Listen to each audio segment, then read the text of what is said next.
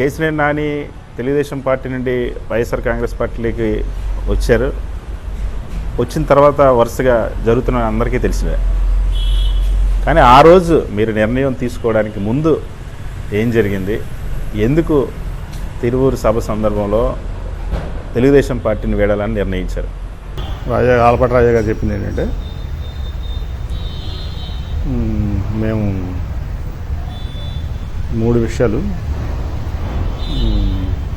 నాని అన్న తిరువూరు సభ గురించి పట్టించుకోవద్దని చెప్పారు, లోకేష్ గారు చెప్పారు. అట్లాగే ఆయన టికెట్ ఇవ్వట్లేదని కూడా చెప్పారు. రెండో విషయం. మూడో విషయం ఏంటంటే, ఏ నుంచి పార్టీ కార్యక్రమాలు దీంట్లో పాల్గొదన్నారు అని చెప్పారు. అట్లాగే వాళ్ళు చెప్పినప్పుడు వాళ్ళ పార్టీ వాళ్ళ ఇష్టం. నేను ఎప్పుడూ అయినా కానీ నేనేమీ రాలేదు కదా సభకు. మీరు పిలిచారు, అలాంటి డేటు.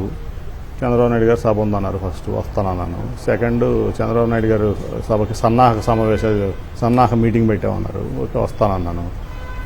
మీరు అసలు రావదండి, ఆ రోజు వచ్చేయండి కదా, ఈ గొడవ కూడా ఉండేది కదా. సాధారణంగా టికెట్ లేదన్న విషయం చెప్పాల్సి వస్తే ఏ పార్టీ అయినా అధ్యక్షుడు పిలిచి చెప్తాడు కదా. చంద్రబాబు ఎందుకు మిమ్మల్ని ఫేస్ చేయలేకపోయారు? ఆ విషయం మీకు ఎందుకు డైరెక్ట్గా చెప్పలేకపోయారంటారు? ఏ రోజు కూడా చంద్రబాబు గారు నన్ను ఫేస్ చేయలేడు. ఎందుకంటే నా కళ్ళల్లో కళ్ళు పెట్టి కూడా చూడలేడు ఆయన. ఎందుకంటే ఆయన చేసే తప్పులు, బ్లండర్స్. మీరు చాలా ప్రాక్టికల్గా చెప్తున్నారు సార్. మరి అమరావతిని ఒక 5 లక్షల కోట్ల రాజధాని లాగో, 2 లక్షల కోట్ల వర్క్స్ ప్రాజెక్ట్స్ లాగా, ఇన్ని వేల ఎకరాల భూములు, ఈ ప్లాన్ అంతా, ఈ పెద్ద పెద్ద గ్రాఫిక్స్, ఇవన్నీ ఎందుకు తెచ్చారంటారు సార్ చంద్రబాబు? అంటే ఒకటేంటంటే కీర్తికాంక్ష. ఇప్పుడు తాజ్మహల్ ఎవరు కట్టారంటే ఎవరు షాజహాన్ అంటారు. సో అమరావతి ఎవరు కట్టారు? చంద్రబాబు కట్టారని ఒక కీర్తికాంక్ష, అత్యాశ, దురాశ. ఇదేంటంటే ఒక పథకం ప్రకారం నాకు తెలిసి ఈ లింగంనేని అతని పేరు మన రమేష్ అవ్వచ్చు, వీళ్ళందరూ కలిసి, లోకేష్, వీళ్ళందరూ కలిసి ఒక పెద్ద స్కామ్ ఇది.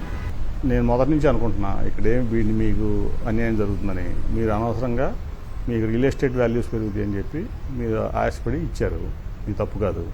చంద్రబాబు మిమ్మల్ని ముంచాడు. నేనైతే సపోర్ట్ చేయని క్లియర్గా చెప్పాను. మీరు అమరావతి రైతులు చేసిన ఎవరినైనా అడగవచ్చు. మీరు ఫస్ట్ ఒక నెల రోజులు నాకు కొంచెం ఇదే, మళ్ళీ రియాలిటీలోకి వచ్చాను బ్యాక్. నాకు వచ్చేసి చాలాసార్లు నేను రైతులు ఎంతమంది వచ్చి నన్ను సపోర్ట్ చేయమని, నేను ఇది పెద్ద స్కాము.